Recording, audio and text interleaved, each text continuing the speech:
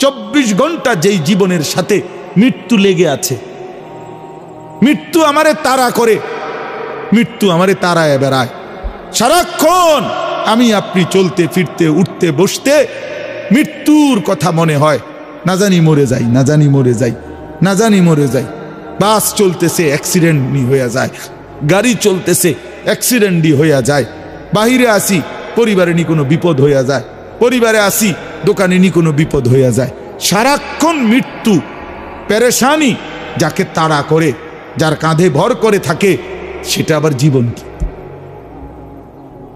আসলে দেখেন চিন্তা করে, কিন্তু আখেরাত ওইটাই হায়াত। কেন কেন হায়াত ওইটা? এই কারণে হায়াত ওইটা শুধুই শুরু হবে জীবন, আর কোনো দিন শেষ হবে না, আর কোনো দিন শেষ হবে না। আখেরাত শুধু শুরু হবে। আখেরাতের সুখ চিরস্থায়ী, আখেরাতের দুঃখ চিরস্থায়ী। জান্নাত এটাও চিরস্থায়ী, জাহান্নাম এটাও চিরস্থায়ী। আখেরাতে হাসলে আর কোনোদিন কাঁদতে হবে না, আখেরাতে কাঁদলে খোদার কসম আর কোনোদিন হাসতে পারবেন না, আর কোনোদিন না। ওই হাসি স্থায়ী, ওই কান্নাও স্থায়ী। এজন্য ওইটাই জীবন।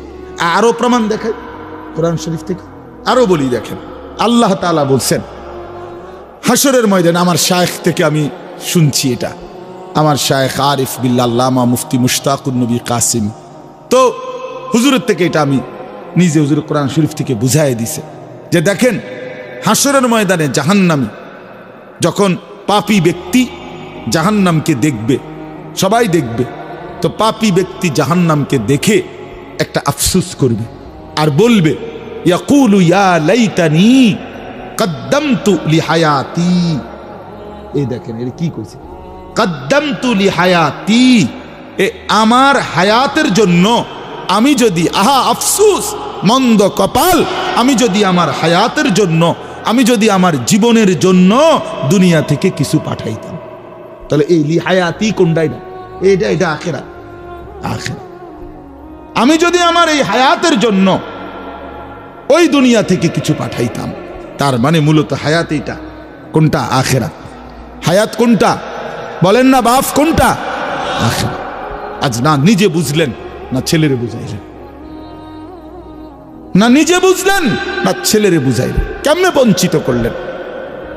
মাও বেপর্দা, মেয়েও বেপর্দা, বাবাও বিড়ি সিগারেট খান, ছেলেও মদ জুয়ায় আসক্ত, তো না নিজে ফিরলেন, না সন্তানকে ফিরাইলেন।